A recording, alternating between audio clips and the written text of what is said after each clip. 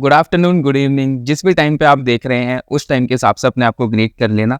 तो आज हम आए हैं कि अब अगर हम देखें बेटा हमारे ना क्लास 12th के बोर्ड एग्जाम बहुत ही पास आ चुके हैं। तो मोस्ट ऑफ द स्टूडेंट्स ने अपनी प्रिपरेशन स्टार्ट कर दी होगी और जिसने नहीं करी है तो इट्स हाई टाइम कि अब आपको ना स्टार्ट कर देनी चाहिए। एग्जाम बहुत ही ज़्यादा नज़दीक आ गए हैं, ठीक है। तो इसीलिए आज हम जो करने वाले हैं ना चैप्टर क्लास 12 का केमिस्ट्री का केमिकल काइनेटिक्स, ताकि थोड़ी सी प्रिपरेशन में हम भी आपकी हेल्प कर सके, ठीक है। तो बिना कुछ डिले करते हुए स्टार्ट करते हैं। तो जो हमारा चैप्टर का नेम है that is chemical kinetics, that's my name, that's the channels name. तो क्लास 12 की बोर्ड्स प्रिपरेशन के लिए ये वाला चैप्टर हम करने वाले हैं, ठीक है। तो चलिए, तो बेटा अगर हम फर्स्ट पहले ही टॉपिक की अगर हम बात करें तो that is how to write the rate of reaction. Chemical kinetics में ना आप स्पीड की बात करते हो, ठीक है, कि कोई रिएक्शन कितने टाइम में कंप्लीट होगी, कितनी जल्दी होगी, और उसका मैकेनिज्म के बारे में भी बात करते हैं, ठीक है। तो सबसे पहले हमें स्पीड ऑफ रिएक्शन लिखनी आनी चाहिए। तो स्पीड कैसे लिखेंगे? सबसे पहले तो बेटा हमारे पास एक रिएक्शन होगी, तो हम एक रिएक्शन लिख लेते हैं। And that reaction must be balanced. अगर आपकी रिएक्शन बैलेंस नहीं है तो आप रेट नहीं लिख पाएंगे। अब लिखना कैसे है रेट? वही change in concentration divided by change in time. तो अगर हम देखें H2 है तो delta H2 change in concentration divided by change in time. अब ये रिएक्टेंट है, रिएक्टेंट के लिए हम लगाएंगे माइनस, ठीक है, और जो भी स्टोइशियोमेट्रिक कोफिशिएंट होगा उससे करेंगे हम डिवाइड। तो यहाँ पे 2 है तो 1/2। अच्छा, इक्वल टू, अब हम O2 के लिए भी लिखेंगे। O2 भी क्या है? रिएक्टेंट, तो माइनस लगेगा, delta O2 by delta T। Similarly water, ये एक प्रोडक्ट है। प्रोडक्ट की कॉन्सेंट्रेशन ना क्या होता है, जब अब रिएक्शन होती है तो कॉन्सेंट्रेशन ऑफ रिएक्टेंट घटती है, इसलिए माइनस लगा देना। प्रोडक्ट की कॉन्सेंट्रेशन बढ़ती है, इसलिए वहां पॉजिटिव लगेगा, ठीक है। तो पॉजिटिव तो लिखो मत लिखो, एक ही बात है। स्टोइशियोमेट्रिक कोफिशिएंट से किया डिवाइड और change in concentration divided by change in time. अब ध्यान रखना, ब्रैकेट आपको हमेशा ऐसे ही बनाने हैं। इसका मतलब होता है कि आपने कॉन्सेंट्रेशन लिखी है इन मोल्स पर लीटर, यानी कि मोलैरिटी लिखी है। आप ऐसा नहीं बना सकते और ऐसा नहीं बना सकते, आपको ऐसा ही बनाना है, ठीक है। अब आप देखिए यहाँ पे मैंने ना डेल्टा का यूज किया है। ये जो है ना ये सिंबल, इसको बोलते हैं डेल्टा। जब हम बड़े बड़े चेंजेस के बारे में बात करते हैं, जब हम बहुत बड़े बड़े टाइम के बीच में एक्सपेरिमेंट कर रहे हैं, 1 मिनट से 2 मिनट, ठीक है ना, एक मिनट का गैप आ रहा है, तो ये बड़ा टाइम होता है। तो इसके लिए हम क्या यूज करते हैं? डेल्टा। अगर आपने डेल्टा यूज किया तो बेटा इसको बोलते हैं एवरेज रेट ऑफ रिएक्शन। इसको बोलेंगे एवरेज रेट ऑफ रिएक्शन। अगर आप छोटे छोटे टाइम इंटरवल पे जो है एक्सपेरिमेंट कर रहे हो तो हम इस डेल्टा को डी से डिनोट कर देते हैं, ठीक है। तो इसको लिखेंगे dH2/dt। बस कुछ नहीं है, डेल्टा का डी कर देना है बस आप, माइनस DO2/dt, और ये हो जाएगा हाफ DH2O/dt, ठीक है। अच्छा, ये जो आपने लिखा है छोटे छोटे चेंजेस के लिए, इसको बोलते हैं instantaneous rate of reaction. That is instantaneous rate of reaction, ठीक है। अच्छा, ये जो आपने नीचे वाली फॉर्म लिखी है ना, इसको कुछ कुछ लोग बोलेंगे, देखिए कहीं पे आपको क्वेश्चन में दिख सकता है, डिफरेंशियल रेट बोलते हैं इसको, ठीक है ना। ऐसा लग रहा है डिफरेंशिएशन कराए d/dt, तो ये नाम भी इसका होता है, तो आप याद रखें। चलिए, अब हमें देखना है अपीयरेंस और डिसअपीयरेंस कैसे लिखते हैं, ठीक है। तो क्या है, आप पहले रेट लिख दो, ठीक है, पहले रेट लिखते हैं। तो बेटा N2 है ना, रिएक्टेंट है तो माइनस लग जाएगा, स्टोइशियोमेट्रिक कोफिशिएंट है नहीं तो मत लगाओ। यहाँ पे क्या है H2, तो 1/3, रिएक्टेंट है तो माइनस डेल्टा H2/डेल्टा T is equals to, product है तो प्लस में जाएगा, तो प्लस को लिखो मत लिखो एक ही बात है, दैट विल बी NH3/डेल्टा T। अब करना क्या है, अपीयरेंस डिसअपीयरेंस है क्या, स्टोइशियोमेट्रिक कोफिशिएंट हटा दो, फिर जो बचेगा वो अपीयरेंस या डिसअपीयरेंस है। अब आप देखिए NH3 में देखते हैं बेटा, स्टोइशियोमेट्रिक कोफिशिएंट हटा दो, बाकी ये सब जो बता, ये क्या है, रेट ऑफ अपीयरेंस। अपीयरेंस क्यों? क्योंकि ये प्रोडक्ट है, प्रोडक्ट बनता है, अपीयर होता है, फॉर्म होता है। अच्छा, अगर हम H2 को देखें, स्टोइशियोमेट्रिक कोफिशिएंट हटा दो, तो ये क्या हो जाएगा, रेट ऑफ डिसअपीयरेंस, क्योंकि रिएक्टेंट है, रिएक्टेंट खत्म होता है, इसलिए वर्ड में डिसअपीयरेंस आया। सिमिलरली N2, यहाँ तो कोई स्टोइशियोमेट्रिक कोफिशिएंट है ही नहीं, तो ये क्या हो जाएगा, रेट ऑफ डिसअपीयरेंस। अब यहाँ पे देखना N2 के केस में कोई स्टोइशियोमेट्रिक कोफिशिएंट तो है नहीं, तो डिसअपीयरेंस भी यही है और रेट ऑफ रिएक्शन भी यही है, ठीक है। तो स्टोइशियोमेट्रिक कोफिशिएंट हटा के जो भी बचा दैट इज डिसअपीयरेंस और अपीयरेंस। प्रोडक्ट में अपीयरेंस क्योंकि वो बनता है, और रिएक्टेंट में डिसअपीयरेंस क्योंकि वो खत्म होता है। चलिए यहाँ लिख देते हैं, तो रेट ऑफ, ये तो है डिसअपीयरेंस, पिंक वाले पार्ट की बात करें, ठीक है, स्टोइशियोमेट्रिक कोफिशिएंट हटा के। अभी एक आध क्वेश्चन भी करेंगे इसका, और ये क्या होगा, रेट ऑफ फॉर्मेशन भी बोल सकते हैं या फिर अपीयरेंस भी बोल सकते हैं, ठीक है ना, वो वर्ड देखते हैं हम समझ जाएंगे, ठीक है। चलिए, अब देखते हैं बेटा यूनिट ऑफ रेट। तो यूनिट ऑफ रेट हमें कैसे लिखनी है, तो अगर हम बात करें रेट हम कैसे लिख रहे थे, ऊपर कॉन्सेंट्रेशन, नीचे टाइम से डिवाइड कर रहे थे, ठीक है। स्टोइशियोमेट्रिक कोफिशिएंट की कोई यूनिट होती नहीं है, माइनस की भी कोई यूनिट नहीं होती। तो अगर मैं सिंपल भाषा में बात करूं तो रेट हम लिख रहे थे कॉन्सेंट्रेशन डिवाइडेड बाय टाइम। और हमें पता है कि हम कॉन्सेंट्रेशन कैसे लिख रहे थे, मोल्स पर लीटर में, मोलैरिटी तो मोल्स पर लीटर, नीचे टाइम है तो बेटा टाइम हम किसी चीज में भी ले सकते हैं, ऊपर लेकर आएंगे तो टाइम इनवर्स हो जाएगा। अब क्या क्या लिख सकते हैं वो देख लीजिए, मोल्स पर लीटर पर सेकंड कर सकते हो, मोल्स पर लीटर पर मिनट कर सकते हो, moles per litre per hour कर सकते हो, ठीक है, डिपेंडिंग अपॉन दी क्वेश्चन कैसे पूछा है कर लेंगे अपन। अच्छा एक थोड़ा सा आप याद रखें कि ना अभी हम क्या लिख रहे थे, ऊपर कॉन्सेंट्रेशन लिख रहे थे नीचे टाइम। अगर गैसेज हैं तो कॉन्सेंट्रेशन की जगह प्रेशर भी लिख सकते हैं। हमारे सारे क्वेश्चन कॉन्सेंट्रेशन पे ही आएंगे, ठीक है, बट प्रेशर वाला भी ध्यान होना चाहिए, कभी कभार को यूनिट पूछ लेते हैं तो कॉन्सेंट्रेशन जहां है वहां हम प्रेशर भी लिख सकते हैं। तो मान लीजिए यहां मैंने प्रेशर लिखा तो नीचे क्या आ जाएगा, टाइम, ठीक है, बस यूनिट पूछ लेते हैं तो ध्यान रखना है। अच्छा प्रेशर की यूनिट बेटा क्या क्या लिख सकते हैं, देखो मान लीजिए मैंने बार लिखा है और ऊपर क्या आ जाएगा, टाइम इनवर्स, वही बार पर सेकंड, बार पर मिनट, ठीक है ना, इस तरीके से। अब मान लीजिए प्रेशर है ना, तो प्रेशर में बहुत सारी यूनिट होती है, तो मैं सारी लिख देता हूँ क्या क्या दे सकते हैं। वो बार भी दे सकते हैं आपको, एटीएम दे सकते हैं, एमएमएचजी दे सकते हैं, ठीक है, और आपको टोर दे सकते हैं, तो ये सब चीजें वो दे सकते हैं। तो हमें क्या ध्यान रखना है कि रेट की जो यूनिट होती है that is moles per litre per time, ठीक है, टाइम में वो कुछ भी होगा उसके हिसाब से देख लेंगे। और अगर प्रेशर की टर्म्स में दिया गया है तो बार या फिर कोई भी प्रेशर की यूनिट इनटू में टाइम इनवर्स। तो बहुत आसान है, अगर आपको रेट लिखना आता है तुरंत आप पता लगा लोगे, कॉन्सेंट्रेशन बाय टाइम होता है, concentration moles per litre, time देख लेंगे सेकंड में तो पर सेकंड लगा देंगे बस, ठीक है।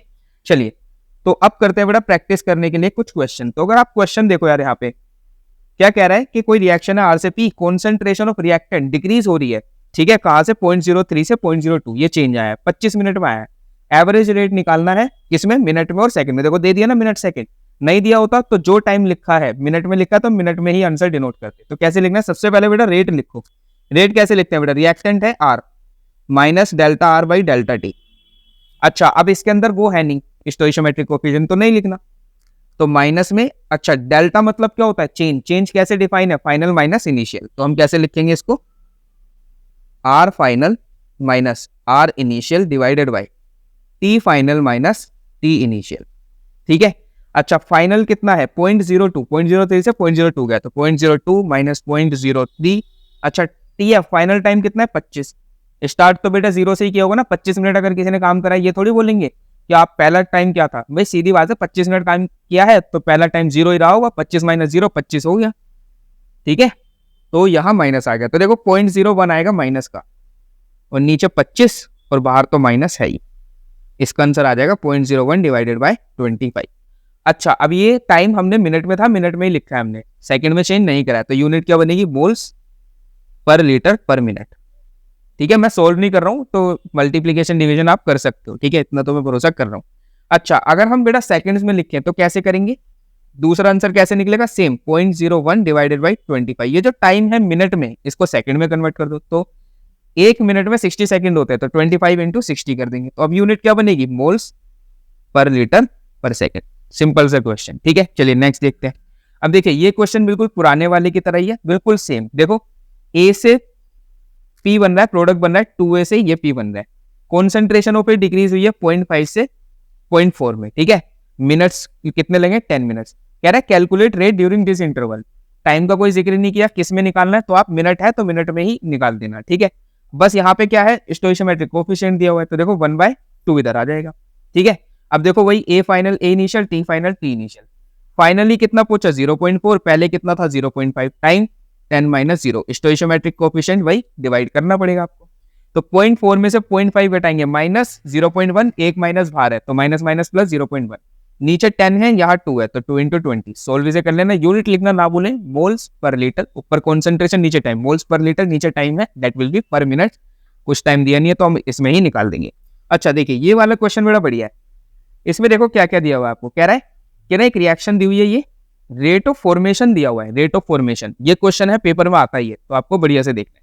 तो रेट ऑफ फॉर्मेशन दिया हुआ है, कह रहा है calculate the rate of disappearance of N2O5, appearance disappearance का क्वेश्चन है। तो मैं क्या बोलता हूँ कि सबसे पहले ना हम क्या करेंगे, रेट लिखेंगे, ठीक है। तो रेट कैसे लिखेंगे, -1/2 डेल्टा N2O5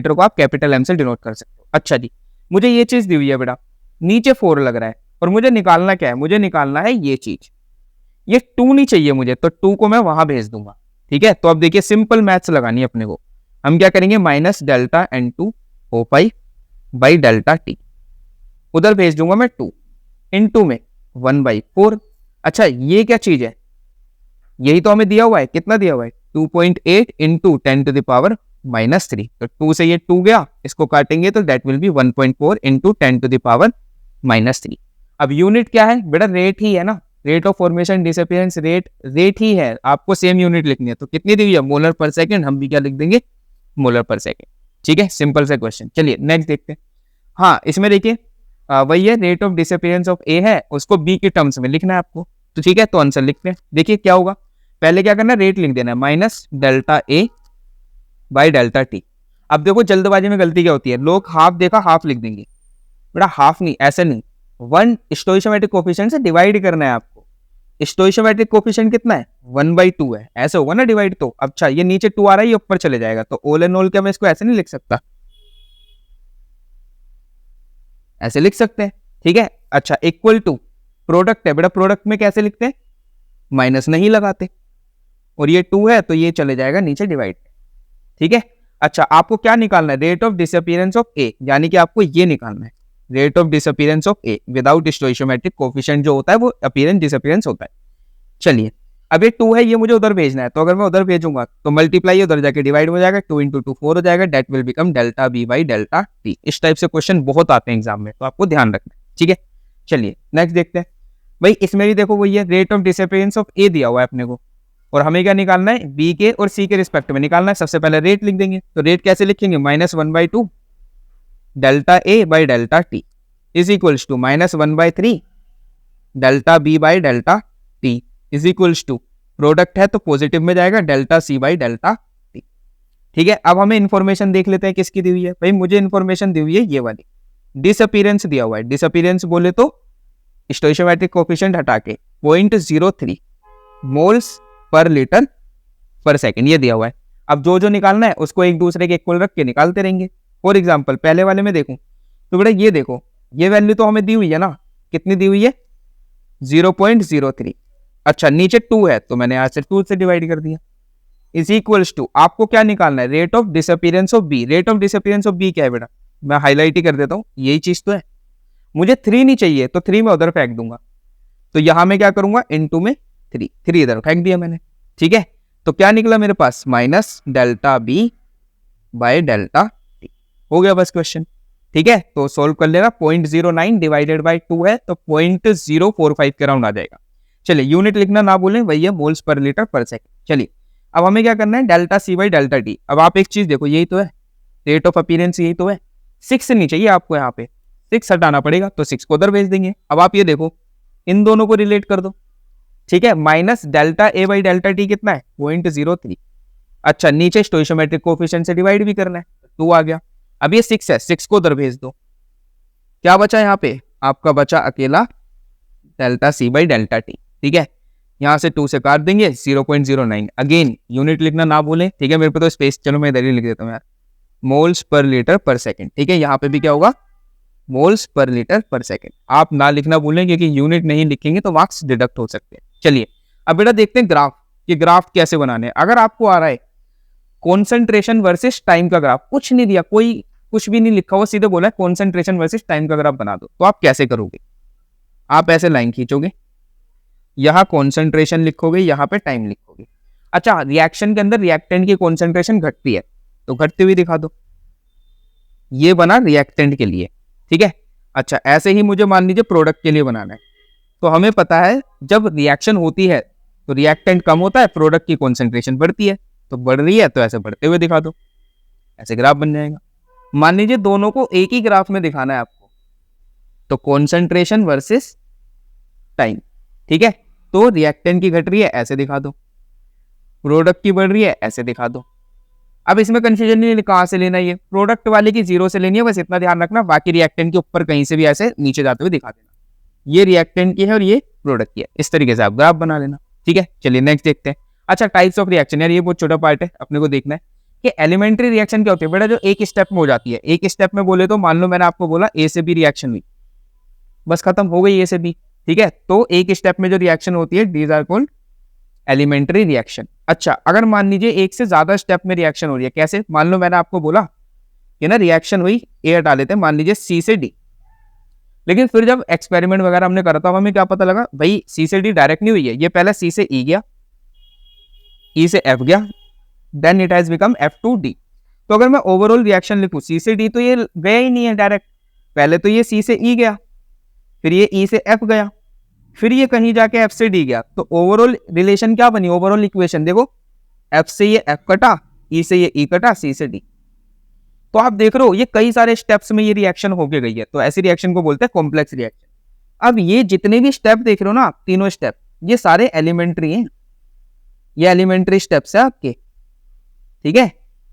तो यानी हम बोल सकते हैं कि जो कॉम्प्लेक्स रिएक्शन होती है वो मल्टी स्टेप रिएक्शन है, कई स्टेप में होती है, और हर एक स्टेप एक एलिमेंट्री रिएक्शन होता है, ठीक है। तो ये रिएक्शन 3 एलिमेंट्री रिएक्शन से बनी है, ठीक है, बस इतना आपको ध्यान रखना है। तो it is a multi step reaction. तो कभी बोल दे कि भाई complex reaction is a combination of elementary reaction, तो वो बिल्कुल ट्रू है वो चीज, ठीक है। चलिए अब देखते हैं रेट लो। बेटा रेट लो लिखना आना चाहिए अपने को, ठीक है। हमने जो देखा कि स्पीड हो रही है, बढ़ रही है, ठीक है, हमने रेट लिखना सीखा। अब इसमें एक लो सीखना है, ठीक है, कि हर रिएक्शन की हम कॉन्सेंट्रेशन भी बता पाए कि किस टाइम पे कितनी बचेगी, तो उसके लिए लो लिखना पड़ता है।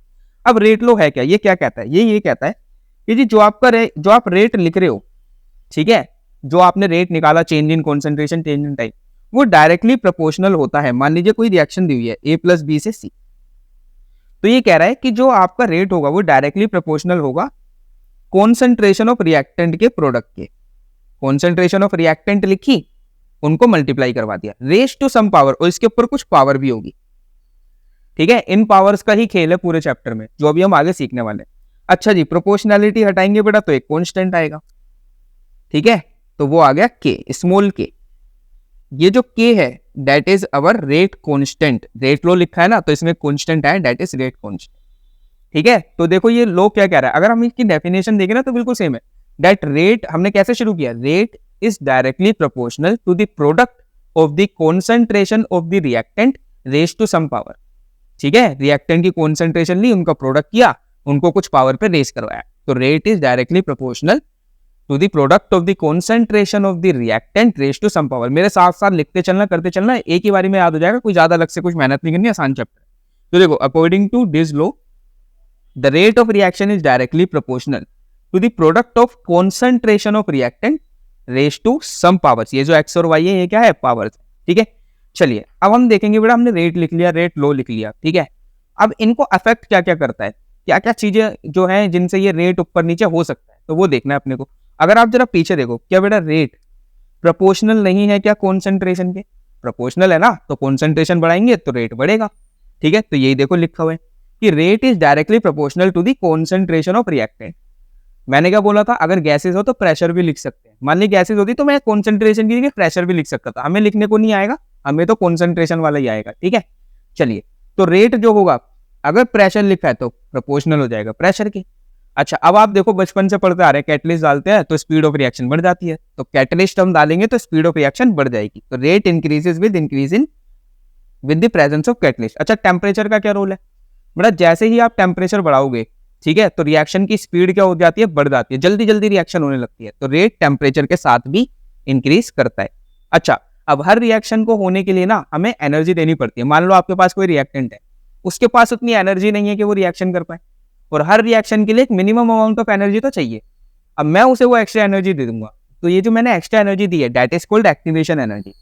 ठीक है, अब मानिए किसी रिएक्शन के लिए ना एक्टिवेशन एनर्जी चाहिए 1000 जूल्स और एक को चाहिए 10 जूल्स, तो ऑब्वियस सी बात है जो 10 जूल वाला है वो तो जल्दी रिएक्शन करेगा, उसे तो रूम टेम्परेचर पे मिल जाएगी इतनी एनर्जी।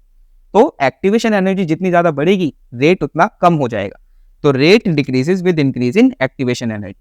अब इसमें लाइट वगैरह भी लोग लिख देते हैं, आप सिर्फ इतना याद रखो, लाइट वगैरह से भी बढ़ती है लेकिन आप सिर्फ इतना याद रखो। तो मेरे साथ साथ बोलिए, रेट इज डायरेक्टली प्रोपोर्शनल किसके, कॉन्सेंट्रेशन ऑफ रिएक्टेंट। अगर गैसेज वगैरह है rate is directly proportional to the pressure. ठीक है, in the case of gases temperature बढ़ाएंगे रेट बढ़ जाएगा, कैटलिस्ट डालेंगे रेट बढ़ जाएगा, और अपना एक्टिवेशन एनर्जी अगर बड़ी होगी तो रेट घट जाएगा। ये चीज आपको ध्यान रखनी है, यही कहीं याद हो जाएगी 2 मिनट में। चलिए, अब बेटा रेट कांस्टेंट जो है उसको क्या अफेक्ट करता है, कांस्टेंट लिखा था ना रेट कांस्टेंट, कंफ्यूजन हो जाती है, रेट में रेट कांस्टेंट में रेट, ऐसा दिक्कत आती है। अब आप जरा ये देखो बेटा, यहाँ पे rate constant as a constant आया ना, इस इक्वेशन में rate constant as a constant आया है, तो जो भी कांस्टेंट है, अब ये कांस्टेंट नाम का कांस्टेंट है ना भाई, इसके नाम में ही कांस्टेंट है, तो ना इसे रेट से फर्क पड़ेगा ना इसे कॉन्सेंट्रेशन ऑफ रिएक्टेंट से फर्क पड़ेगा, क्योंकि ये इस इक्वेशन में एज अ कांस्टेंट आया है, तो इसको इस इक्वेशन में जो भी है उनसे फर्क नहीं पड़ेगा। लेकिन जो इस इक्वेशन में नहीं है उनसे तो पड़ सकता है ना, तो वो हमें बताना पड़ेगा कि किससे पड़ेगा, तो वो मैं आपको बताऊंगा। देखिए, कॉन्सेंट्रेशन पे ध्यान रखें, जल्दबाजी में हो जाता है रेट कांस्टेंट कॉन्सेंट्रेशन पे डिपेंड करेगा, नहीं भाई, उस इक्वेशन में वो एज अ कांस्टेंट आया, उससे उसको फर्क नहीं पड़ेगा। चलिए देखिए बेटा, क्या होगा कि जो रेट कांस्टेंट होगा वो टेम्परेचर आप बढ़ाओगे तो रेट ऑफ रिएक्शन बढ़ जाएगी, स्पीड बढ़ जाएगी, तो रेट कांस्टेंट की वैल्यू भी क्या होगी, बढ़ेगी, तो टेम्परेचर के साथ बढ़ेगा। अगर एक्टिवेशन एनर्जी ज्यादा है तो रेट ऑफ रिएक्शन घट जाती है, रेट कांस्टेंट की वैल्यू भी कम होगी। ठीक है, it decreases with increase in activation energy. अब ये हम आगे एक रिलेशन में बनाएंगे जिसमें ये चीज प्रूफ होगी। ठीक है, अच्छा बेटा, कैटलिस्ट होगा तो रेट कांस्टेंट की वैल्यू बढ़ जाएगी जैसे रेट की बढ़ रही थी। ठीक है, अच्छा अब ये किस पे डिपेंड करेगा, nature of reactant such as उनकी फिजिकल स्टेट पे। ठीक है, अगर गैसियस स्टेट में है तो जल्दी रिएक्शन हो जाती है, बाकी स्टेट में थोड़ी धीरे होती है, तो फिजिकल स्टेट पे भी डिपेंड करता है। बस डिफरेंस कहाँ आ रहा है, आप देख रहे हो दोनों को ऑलमोस्ट सेम चल रहा है, बट डिफरेंस कहाँ आ रहा है कि रेट ऑफ रिएक्शन कॉन्सेंट्रेशन के प्रोपोर्शनल होता है, कॉन्सेंट्रेशन बढ़ती है तो रेट ऑफ रिएक्शन बढ़ता है, बट रेट कांस्टेंट को कोई फर्क नहीं पड़ता है। ठीक है, ये चीज आपको ध्यान रखनी है। चलिए देखते हैं बेटा ऑर्डर। ठीक है, अब देखो ऑर्डर क्या होता है, अभी हमने ना पीछे रिएक्शन लिखी थी तो हमने ऊपर एक्स और वाई लिखा था। ठीक है, ये एक्स और वाई क्या है बेटा, यही ऑर्डर है। तो अगर मैं देखो एक्स किसके सर पे लिखा है आपने, ए के सर पे, तो एक्स क्या है, order with respect to A, Y क्या है, order with respect to B. अगर आपने एक्स प्लस वाई दोनों को जोड़ दिया तो बेटा ये हो जाता है ऑर्डर ऑफ रिएक्शन। ठीक है, तो ऑर्डर असल में हुआ क्या, फिर ये पावर ही तो है, आपने क्या करा, जो पावर्स हैं कॉन्सेंट्रेशन के ऊपर लिखा उनको ऐड कर दिया आपने, यही ऑर्डर है। तो देखो डेफिनेशन कितनी बढ़िया है, it is the sum of the powers of the concentration of reactant in the rate law expression. ये जो रेट लॉ लिखा है आपने, ये जो रिएक्टेंट की कॉन्सेंट्रेशंस हैं इनकी जो पावर्स है उनको जोड़ देना है, तो it is the sum of the powers of the concentration of reactant. ठीक है, in the rate law expression. चलिए अब देखो ऑर्डर की कैरेक्टरिस्टिक क्या है, इसकी खासियतें क्या है, बेटा बहुत इंपॉर्टेंट है, पेपर में कहीं ना कहीं आपको ना घुमा फिरा के पूछी जाएंगी। तो देखिए सबसे पहले it is an experimental quantity. ठीक है, आप देख के नहीं बता सकते कि ये भाई रिएक्शन देख लिया आपने, उसमें जैसे मान लो आपने ये दे दिया 2a plus B gives 3c, आपने बोला 2 और इसका 1 उठा लिया और बोल दिया जी ऑर्डर 3 है, ऐसा कुछ नहीं है। ये एक्सपेरिमेंटल क्वांटिटी, हमें नहीं पता वो एक्स वाई क्या आएंगे। ठीक है, वो एक्सपेरिमेंट से पता लेंगे, पेपर में दिए जाएंगे, हमसे निकलवाए जाएंगे, वो देखेंगे आगे में। तो it is an experimental quantity, ध्यान रखें, स्टोइशियोमेट्रिक कोएफिशिएंट देख के भावनाओं में ना बह जाए। चलिए अब ये दुनिया में कोई भी नंबर हो सकता है बेटा, 0 भी हो जाएगा, नेगेटिव भी हो जाएगा, पॉजिटिव भी हो जाएगा, 1.2 1.3 सब हो जाएगा। कौन सा नंबर नहीं होगा, ज्यादा दिमाग ना चलाएं, कभी पता चला -2 लिख के आ गए पेपर में, पेपर में एमसीक्यू आया कहीं पे -2 लिखा हुआ है, अंडर रूट में -2, बेटा वो इमेजिनरी नंबर होते हैं, रूट में अगर माइनस आ जाए इमेजिनरी नंबर है वो नहीं होता, उसके अलावा जो एक्चुअल नंबर है वो सब हो जाएगा, 0 1 2 3 -1 -2 -1/3 सब हो जाएगा। ठीक है, तो यहाँ पे हम क्या लिखेंगे, it can be 0 positive negative और इवन फ्रैक्शनल तक भी जा सकता है। अच्छा अब हमने 2 रिएक्शन देखी थी बेटा, मान लीजिए वो है एलिमेंट्री रिएक्शन दी हुई है, तो एलिमेंट्री रिएक्शन के लिए बता रहा हूँ कि उस केस में स्टोइशियोमेट्रिक कोएफिशिएंट आपके ऑर्डर के इक्वल होगा। फॉर एग्जांपल मान लो यही रिएक्शन है, पहले मैंने कुछ नहीं बोला तो आप नहीं बोलोगे कि इसका ऑर्डर क्या है, भाई एक्सपेरिमेंट होगा बताएंगे, मैंने बोला ये एलिमेंट्री रिएक्शन है, अब आप श्योर हो जाओ अब आप बेधड़क होकर बोलो भाई 2 + 1 ये कितना हो जाएगा, 3 हो जाएगा। तो एलिमेंट्री रिएक्शन में सिंपल स्टोइशियोमेट्रिक कोफिशिएंट से ऑर्डर बताना है। अगर कहीं भी नहीं लिखा हुआ है, कहीं भी कोई हिंट नहीं है, तो आप नहीं बोलोगे कि ये ऑर्डर है, ठीक है, कुछ और तरीके से निकलेगा फिर वहां पे। चलिए, तो एलिमेंट्री रिएक्शन में क्या होता है, order is equal to stoichiometric coefficient. अगर मान लीजिए कॉम्प्लेक्स रिएक्शन है तो इसमें कैसे देंगे, तो बेटा कॉम्प्लेक्स रिएक्शन में ना कई सारे स्टेप में होती है, तो उसमें से जो सबसे छोटा, जो सबसे हल्का वाला स्टेप होगा, जो बहुत ही धीरे हो रहा होगा, ठीक है, उसी का जो उस स्टेप का जो ऑर्डर होगा, उसी को हम ऑर्डर ऑफ रिएक्शन मानते हैं। तो देखो, for complex reaction order is given by the slowest step. Slowest step से आपको ऑर्डर देना है and is considered to be the order of overall reaction. तो स्लोएस्ट स्टेप ढूंढो, उसी का ऑर्डर लिख दो, आपका काम हो जाएगा। ठीक है, चलिए क्वेश्चन करते हैं बेटा। देखो क्वेश्चन में क्या है, calculate the order of a reaction which has the rate expression. बेटा क्या करना है, खत्म हो गया question. Half plus 3/2 concentration of reactant है, उनकी जो पावर्स है जोड़ के लिख दो उनको। तो ए वाले का अगर हम आंसर निकालें तो ऑर्डर जो होगा, order of reaction that will be half plus 3/2, तो कितना हो जाएगा 4/2। ठीक है, ये हो जाएगा 2। चलिए बी वाला देखिए बेटा, 3/2 है, -1 है, तो सिमिलरली ऑर्डर ऑफ रिएक्शन क्या हो जाएगा, 3/2 प्लस में -1, तो 3/2 -1 कितना हो जाएगा 1/2, या फिर आप 0.5 भी लिख सकते हो। अब इसका कंफ्यूज मत होना, हाफ लिखना, 0 कुछ भी लिख देना, दोनों में से दोनों वैलिड है। ठीक है, नेक्स्ट देखो बेटा, ये वाला आप कर ही लोगे। देखो ऑर्डर निकालना है, कह रहा है determine there order of reaction. 2 लिखा हुआ है, 2 हो गया, ये देखो ये रहा रेट। कुछ नहीं लिखा हुआ तो 1 1, तो 1 + 1 कितना हो जाएगा 2। यहाँ देखो 3/2, यहाँ कुछ नहीं लिखा हुआ 1 है, तो 1 हो जाएगा। ठीक है, चलिए नेक्स्ट। अच्छा हाँ बेटा, यूनिट ऑफ रेट कॉन्सेप्ट बहुत बहुत बहुत ज्यादा इंपॉर्टेंट है। तो यूनिट ऑफ रेट कॉन्स्टेंट आप कैसे निकालोगे, देखो इसका सीधा सीधा फॉर्मूला है जो याद रखना है आपको। कैसे, K is equals two moles per litre 1 - n, ठीक है, पर सेकेंड। अब मैं पर सेकेंड लिख रहा हूँ, कुछ भी हो सकता है यहाँ पे, ठीक है, क्वेश्चन के हिसाब से देख लेंगे, कोई भी टाइम आ जाएगा इधर। चलिए, तो अगर मान लीजिए बेटा ऑर्डर n की वैल्यू मान लो 0 है, तो ये 0 ऑर्डर है। ठीक है, तो हम क्या करेंगे, 0 ऑर्डर के लिए फॉर्मूला क्या बन जाएगा, यूनिट क्या बन जाएगी, मोल्स पर लीटर। देखो 1 - 0 1 ही होता है, मोल्स पर लीटर पर सेकेंड। ठीक है, ये हो गया फर्स्ट। अगर मान लीजिए n की वैल्यू 1 आ गई, ठीक है, तो n की जगह पे क्या लिख देंगे, 1 लिख देंगे। तो आप खुद सोचो, moles per litre 1 - 1, 1 - 1 0, and anything raise to the power 0 क्या होता है, 1 हो जाता है। तो ये तो खत्म ही हो गया, 1 हो जाएगा पर सेकंड। तो सिंपल यूनिट क्या बन रही है, पर सेकंड। अब ऐसे ही n की जगह पे वो कुछ भी लगवाते चलेंगे। ठीक है, n की जगह पे वो 2 लिख सकते हैं, 3/2 लिख सकते हैं, कुछ भी लिख के n की जगह पे लगाना, सिंपल प्लस माइनस करना और अपने आंसर निकाल देना। मैं एक फिर भी करवाता हूँ, मान लीजिए 2 है, तो बेटा 1 - 2, 1 अब मैं ओरली करवा रहा हूँ, 1 - 2 क्या होता है, -1 होता है ना। तो यहाँ पे क्या बनेगा, करवाना ही पड़ेगा यार, ये मेरे को थोड़ा सा भरोसा सा कमी है। ठीक है, तो देखो -1 है ना, तो -1 अंदर दोनों से मल्टीप्लाई होगा, मोल -1। देखो -1 × -1, माइनस माइनस प्लस हो जाएगा, लीटर पर सेकेंड। ठीक है, इस तरीके अब कोई भी ऑर्डर दे अपने निकालते रहना। ठीक है, अच्छा एक चीज और कर लो यार, फिर वही वाली बात आएगी कि आपको मिलेगा नहीं, लेकिन बाई चांस कहीं पे यूनिट वगैरह पूछ ली गई, कुछ बढ़िया ही पेपर बन के आ गया, तो फिर क्या करना है।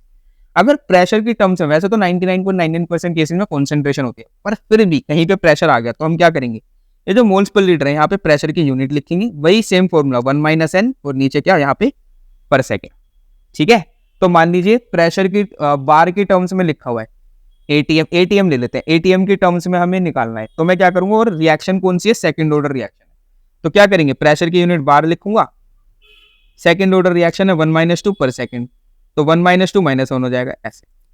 ठीक है, तो हमें याद क्या रखना है, तो मैं ऑल एंड ऑल बताया था आपको, ये फॉर्मूला याद रखना है, एन की जगह पे ऑर्डर लिखना है। इन केस अगर प्रेशर की टर्म्स में आ गया, जो बहुत ही कम चांसेस है, तो भी ध्यान रखिए कॉन्सेंट्रेशन मैं पहले ही बता चुका हूँ, जहां जहां कॉन्सेंट्रेशन है प्रेशर लगा सकते हैं, यूनिट निकाल देना। ठीक है, जो भी ऑर्डर दिया हो। चलिए अब जैसे यहाँ देखिए बेटा, लीटर पर मोल पर सेकंड इस तरीके से दिया हुआ है, कह रहा है बताओ जी इसके अंदर ऑर्डर बता दो। तो अब हमें क्या है, रेट कांस्टेंट की यूनिट दी हुई है, मुझे वैल्यू से कोई लेना देना नहीं है, मुझे ना ये यूनिट दी हुई है, तो मेरे को यूनिट से है, तो मैं क्या करूंगा, फॉर्मूला लगाऊंगा अपना। ठीक है, तो फॉर्मूला क्या कहता था हमारा, कि अगर हमें यूनिट निकालनी है तो that will be moles per litre 1 - n पर सेकंड। अब देखो सेकंड वाले में देखो सिर्फ पर सेकंड है, यानी ये सारी वैल्यू घटानी है, तो n की जगह 1 ही रखोगे, बट ऑब्वियस सा लॉजिक है, तो अगर मैं n की वैल्यू 1 रखूंगा तो 1 - 1 0, सब कुछ खत्म, तो सेकंड वाले का तो आंसर क्या आ गया हमारा, ये 1 होगा। अब फर्स्ट वाला देख लेते हैं। ठीक है, अच्छा फर्स्ट वाले में देखो क्या आ रहा है, लीटर पर मोल पर सेकंड। लीटर का -1 क्या होता है यहाँ पे, यूनिट देखो ना, लीटर किस में होता है, -1 में, और यहाँ सारे खाली लीटर लिखा हुआ है, यानी कि -1 खत्म करना है ना, तो यहाँ पे क्या करना है, 1 माइनस अगर 2 कर दूं तो ये -1 आ जाएगा, -1 इंटू -1 क्या हो जाएगा, प्लस हो जाएगा, बस यही है। और -1 में मोल में जाएगा तो वो भी -1 हो जाएगा, ठीक है। तो यानी कि हम कह सकते हैं कि यहाँ पे क्या रहा होगा, 2 रहा होगा, ठीक है। अब इतना तो यार देखो लॉजिक हम लगा ही लेंगे, ठीक है, इस तरीके से सोल्व हो जाएगा जो हमने पीछे करा भी था। चलिए हाँ, अब देखो ये वाला क्वेश्चन है, कह रहा है the decomposition of dimethyl ether leads to the formation of this, और ये आपका रेट ऐसे लिखा हुआ है कॉन्सेंट्रेशन के टर्म्स में। अब कह रहा है the rate of reaction is followed by increase in pressure in a closed vessel, pressure बढ़ाया गया, so the rate can also be express. अब प्रेशर के टर्म्स में है तो ये कह रहा है कि रेट ऐसे भी लिखा जा सकता है, मैंने बोला था ना जहां जहां कॉन्सेंट्रेशन है प्रेशर भी लिख सकते हैं, तो देखो यहाँ कॉन्सेंट्रेशन थी, यहाँ प्रेशर लिख दिया।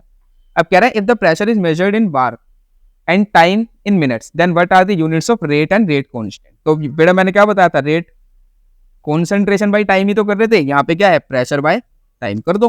प्रेशर किस में लिया हुआ है, बार में, ठीक है, टाइम किस में लिया हुआ है, मिनट्स में, तो क्या हो जाएगा, बार पर मिनट, फेयर इनफ। चलिए अच्छा, रेट कांस्टेंट है, इसके लिए फॉर्मूला था, देखो रेट की कॉन्सेंट्रेशन उसमें तो चेंज नहीं होता, concentration by time, pressure by time, ये सब करना है, इसमें तो यार फॉर्मूला है ना, तो क्या लिखते हैं, बार है, प्रेशर बार में लिख दो, 1 माइनस, अच्छा यहाँ देखो कहीं ना ऑर्डर लिख, देखो ये लेना, ये क्या है, दिया तो हमें 3/2, तो 1 माइनस 3/2, और टाइम क्या हो जाएगा यहाँ पे, पर सेकंड था ना, यहाँ लिख देंगे पर मिनट, बस इसको सोल्व कर दो, तो हम करेंगे तो इसको क्या आएगा, बार 1 माइनस 3/2, तो 2 इधर चले जाएगा, डेट विल बी -1/2 पर मिनट, है ना।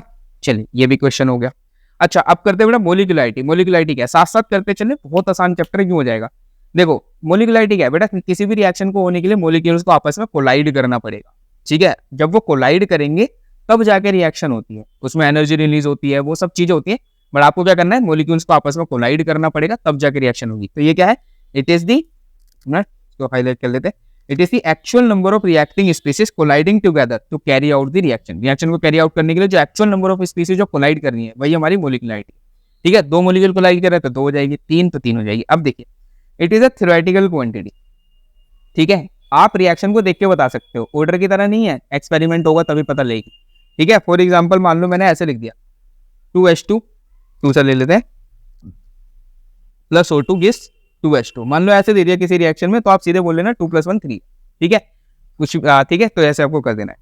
अब देखो यहाँ पे इट कैन नॉट, अच्छा बेटा एक मोलिक्यूल टक्कर लेगा, 2 लेगा, आधा मोलिक्यूल ले सकता है क्या टक्कर, 0 मोलिक्यूल ले सकते हैं क्या, -1 मोलिक्यूल ने टक्कर मारी, इसका क्या मतलब है, तो एक हमेशा पॉजिटिव इंटीजर होगा, ठीक है, 0 नेगेटिव फ्रैक्शनल इसका कोई मतलब नहीं है, it will always be a positive integer. चलिए अच्छा अब जैसे जैसे मोलिकुलरिटी बढ़ेगी रिएक्शन की प्रोबेबिलिटी घट जाएगी, क्यों, अगर मान लीजिए किसी की मोलिकुलरिटी ना 10 आ रही है, इसका मतलब आप समझ रहे हो 10 मोलिक्यूल का एक ही साथ एक ही टाइम पे एक ही साथ टकराना पॉसिबल है, बहुत कम चांसेस नहीं है, हो सकता है 2 टकराए बाकी के 8 आए, हो सकता है कि 9 आ जाए 1 रह गया, अब ये आ जाए, तो मतलब बहुत कम चांसेस है। तो जैसे जैसे मोलिकुलरिटी बढ़ती है आपकी रिएक्शन की प्रोबेबिलिटी डिक्रीज करती है, तो molecularity increases probability of reaction decreases. अब देखिए वहां पे जो काम था, अगर एलिमेंट्री रिएक्शन दिया हुआ है तो जो स्टोइशियोमेट्रिक कोफिशिएंट है वही ऑर्डर है और वही आपकी मोलिकुलरिटी भी है, ठीक है, for elementary reaction molecularity is equal to stoichiometric coefficient. अच्छा कॉम्प्लेक्स रिएक्शन है तो बेटा मोलिकुलरिटी की हम बात ही नहीं करते, ठीक है, एनसीईआरटी के लेवल पे हमें क्या करना है कि अगर कॉम्प्लेक्स रिएक्शन है तो आप सीधे लिखना मोलिकुलरिटी हैज नो मीनिंग, ठीक है। अच्छा हमने क्या बोला, जैसे जैसे मोलिकुलरिटी बढ़ेगी तो रिएक्शन की प्रोबेबिलिटी घटती है, पता है क्या होता है, अगर 3 से ऊपर जा रही है तो रिएक्शन तो होती नहीं है, ये माना गया, देखा गया एक्सपेरिमेंट में, बहुत रेयर होती है, ठीक है। तो जितनी मोलिकुलरिटी बढ़ेगी, अगर मान लीजिए ऑप्शन में आ गया कि कौन सी वाली जो है रिएक्शन लेस प्रोबेबल है, ऑप्शन में आ गया 1 2 3 4, तो सबसे बड़ा वाला नंबर पे टिक करना है, 3 के बाद तो सभी रेयर है, मान लीजिए आ गया 1 2 और 1/2 और 3 आ गया, तो सबसे बड़ा नंबर 3 है, उस पर राइट मार देना, हाफ तो वैसे ही नहीं लेना, ठीक है। चलिए नेक्स्ट देखते हैं। अब देखो बेटा ये क्वेश्चन है, कह रहा है what is the order of the reaction, order पूछा बेटा, हाफ प्लस 2 सिंपल जोड़ देना, ये आप कर लोगे।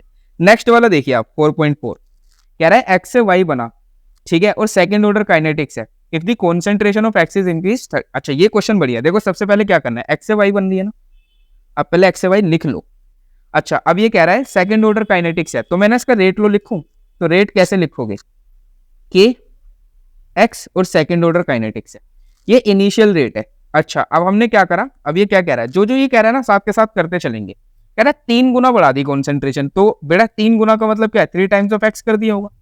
अगर इतना तो हमें पता है 3 का स्क्वायर क्या होता है 9, एक्स नहीं पता उसका स्क्वायर नहीं कर सकते, जब पता लगेगा तब करेंगे। 3 तो पता है ना, 3 का स्क्वायर 9 है, तो जब उसका स्क्वायर कर दिया तो उसे बाहर ले आओ। ठीक है, अब मुझे जरा इतनी चीज बता दो कि ये वाली वैल्यू और ये वाली वैल्यू क्या सेम दिख रही है, नहीं दिख रही? ऑब्वियसली सेम है। तो मैं ये नहीं कह सकता क्या यार कि जो 9 इंटू में इनिशियल रेट, यानी कि जो मेरा फाइनल रेट है वो इनिशियल रेट का 9 गुना हो चुका है। ठीक है, तो मेरा जो प्रोडक्ट की फॉर्मेशन है वो भी तो 9 गुना बड़ी होगी। तो हम ऐसे बोल सकते हैं कि rate has increased 9 times. So the formation of y will also be increased by 9 times. So the formation of y will also be increased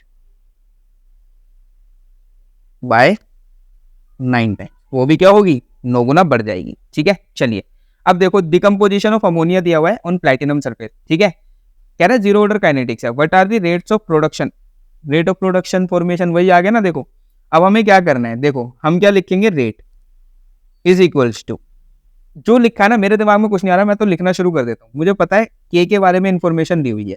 अच्छा अब मैं क्या लिखूंगा, डिकम्पोजिशन ऑफ अमोनिया है ना, तो डिकम्पोजिशन ऑफ अमोनिया मतलब अमोनिया टूट जाएगा N2 + H2 में। ठीक है, बैलेंस कर दो, मैंने बोला था बैलेंस जरूर करना है, ऐसे बैलेंस कर दी। अच्छा हमारा क्या है, रिएक्टेंट NH3 ऑर्डर है 0, तो रेट किसके इक्वल आ गया बेटा, के इक्वल आ गया क्या। अच्छा अब हमें रेट लिखना भी आता है, और हमसे पूछ क्या रहा है, rate of production of N2 के रिस्पेक्ट में रेट लिखेंगे। ये रहा N2, क्या N2 प्रोडक्ट है या नहीं है, प्रोडक्ट है, बिल्कुल है। तो प्रोडक्ट है तो प्लस में जाएगा, स्टोइशियोमेट्रिक कोफिशिएंट कुछ है नहीं तो ऐसे लिख देंगे। अब आप मुझे बताओ, इसमें तो वैसे ही कोई स्टोइशियोमेट्रिक कोफिशिएंट नहीं है। अगर स्टोइशियोमेट्रिक कोफिशिएंट नहीं है तो रेट ऑफ रिएक्शन भी यही है, रेट ऑफ प्रोडक्शन भी यही है। किसके इक्वल है बेटा, के इक्वल है, और के की वैल्यू कितनी आ रही है, 2.5 × 10⁻⁻⁴ unit moles per litre, sorry moles per mole litre पर सेकेंड, जो दी हुई है वही लिख दी है। ठीक है, ये आ गई हमारी इसकी वैल्यू। ठीक है, चलिए नेक्स्ट देखते हैं। अब कह रहा है reaction is second order with respect to reactant, how is the rate of reaction affected if the concentration of the reactant is reduced to, अच्छा डबल और हाफ कर दिया, तो डबल वाला भी हम पीछे करके आ चुके हैं। ठीक है, मैं आपको ना सेकंड वाला करवाया था। देखो मान लीजिए कोई रिएक्शन है, ठीक है ऐसे जा रही है, तो हम क्या बोलेंगे, rate initial is equals to, ठीक है रेट कांस्टेंट लिखेंगे के, कॉन्सेंट्रेशन ऑफ रिएक्टेंट, और पावर कितनी लिखेंगे, सेकंड ऑर्डर है तो ये। ठीक है, अब ये क्या कह रहे हैं, हाफ कर दिया है, तो फाइनल रेट कितना हो जाएगा भाई, हाफ कर दो इसका। ठीक है, अच्छा 1/2 का स्क्वायर कितना होता है, 1/4, तो 1/4 को बाहर ले जाएंगे तो ऐसा आ जाएगा ना ये आर का स्क्वायर। ठीक है, अब आप मुझे बताओ, इसको मैं ऐसे लिख दूं KR², ये वाली वैल्यू क्या है, ये तो पुराना वाला रेट है, देखो इनिशियल रेट ही तो है ये। तो यहां हम क्या बोल सकते हैं कि जो फाइनल रेट है वो इनिशियल रेट का क्या हो गया है, 1/4 घट गया है यहाँ पे, क्योंकि आपने कॉन्सेंट्रेशन घटाई है। और ये तो हम बोल रहे थे कॉन्सेंट्रेशन बढ़ाएंगे तो बढ़ जाएगा, घटाएंगे तो घट जाएगा। चलिए नेक्स्ट क्वेश्चन देखते हैं। What is reaction is first order in A and second order in B, write the differential rate equation. ठीक है, डिफरेंशियल रेट इक्वेशन लिखने कह रहा है, how is the rate affected on increasing the concentration of B 3 times। ठीक है बेटा, differential rate कैसे लिखा करते थे हम, अगर मैं लिखूं इसको ए, ठीक है फर्स्ट ऑर्डर रिएक्ट, चलो अच्छा मैं ना सेकंड वाला करवाता हूँ। डिफरेंशियल तो वही है dA/dt, ठीक है dB/dt, उस तरीके से लिखना है आप। अब आप यहाँ देखिए, how is the rate affected on increasing the concentration of B 3 times। पहले मैं क्या करूंगा, रेट लो लिखूंगा, ठीक है के ए बी, भाई खुद ही बोल रहा है कि ए और बी के रिस्पेक्ट में रिएक्शन हो रही है, ए के रिस्पेक्ट में फर्स्ट ऑर्डर है, बी के रिस्पेक्ट में सेकंड ऑर्डर है। अगर इनके रिस्पेक्ट में ऑर्डर दिया है तो ऑब्वियसली रिएक्टेंट ही होंगी, उन्हीं के रिस्पेक्ट में तो ऑर्डर होते हैं। अच्छा यहां लिख देंगे 1 और यहां लिख देंगे 2। अब कह रहा है रेट कैसे अफेक्ट होगा, कॉन्सेंट्रेशन ऑफ बी जो है ये इनिशियल रेट है, ये होगा फाइनल। ए के बारे में कुछ नहीं है, उसे एज इट इज रखूंगा। बी कितना कर दिया 3 times, तो 3B²। ठीक है, क्या करेंगे बेटा, 3 का स्क्वायर 9 हो जाता है ना, 9 लिखो बाहर, KA1, और बी का तो वैल्यू पता नहीं है, उसको अंदर ही रखना पड़ेगा। अच्छा ये वैल्यू क्या है हमारी, ये वैल्यू हमें पता है, दैट इज इनिशियल रेट। ठीक है, तो हमारा जो फाइनल रेट होगा वो क्या हो जाएगा, 9 times ऑफ इनिशियल रेट। अच्छा अब ये कह रहा है, how is the rate effective when the concentration of both A and B are double. अगर दोनों की डबल कर दी, तो मैं अब ये ना ओरली करवा रहा हूँ, मान लीजिए इसकी भी डबल कर दी, इसकी भी डबल कर दी, इसका तो सीधा सीधा 2 बाहर आ जाएगा, ये 2 का स्क्वायर है तो 4 बाहर आएगा, ठीक है। तो 2 4 जा 8, तो इसका आंसर आएगा 8 टाइम्स बढ़ जाएगी, ठीक लगते हैं। तो नेक्स्ट क्लास में हम जो है फर्स्ट ऑर्डर सेकंड ऑर्डर और कुछ इंपॉर्टेंट क्वेश्चन करेंगे। तो हार्डली आपका देखो यार कोई भी चैप्टर अगर आपको करना है, आपको बोर्ड्स के लिए प्रिपेयर करना है, तो आपको साथ साथ क्वेश्चन भी मेरे साथ करने होंगे, ठीक है। ऐसा नहीं कि मैंने सिर्फ आपको चैप्टर करा दिया फिर अलग से क्वेश्चन करवा रहा हूँ, जैसा चैप्टर हो रहा है उसी के साथ साथ क्वेश्चन करवा रहा हूँ, ठीक है। जैसे जो क्वेश्चन हमारे सैम्पल पेपर में होंगे जो CBSE ने लॉन्च किए हैं या मुझे लगेंगे इंपॉर्टेंट है, वो मैं साथ में करवाता हूँ, ठीक है। तो जिस वैरायटी तक के क्वेश्चन आपके बन सकते हैं वो सारे मैं इंक्लूड करवाता हूँ चलूंगा, बस आप जो है साथ के साथ मेरे बने रहिए। तो 1.5 से 2 घंटा तो एक चैप्टर में अपना जाएगा, लेकिन यार 1-1.5-2 घंटे के अंदर अगर आपका पूरा चैप्टर कंप्लीट हो रहा है तो कितनी बढ़िया बात है ना। अब आप बिल्कुल ही सोचो कि भाई 10 मिनट या 15 मिनट या आधे घंटे में चैप्टर खत्म हो जाए, तो सरकार पागल नहीं है जो 1-1 साल का आपको टाइम दे रही है। टाइम तो लगता है ना यार चीज़ों में, दिमाग में भी तो बैठनी चाहिए। आप सिर्फ देख के जा रहे हो, हाँ जी ये होता है ये होता है। जब पेपर में जाओगे ना आपके हाथों से क्वेश्चन नहीं बनेंगे, ठीक है। आपको सिर्फ थ्योरेटिकल थोड़ा एक आध चीज़ याद रह जाएगी, जब आप हाथ से लिखने चलोगे ना वही टूटे फूटे नंबर आएंगे। तो एक बार बैठ के तसल्ली से थोड़ा टाइम देने में क्या दिक्कत है।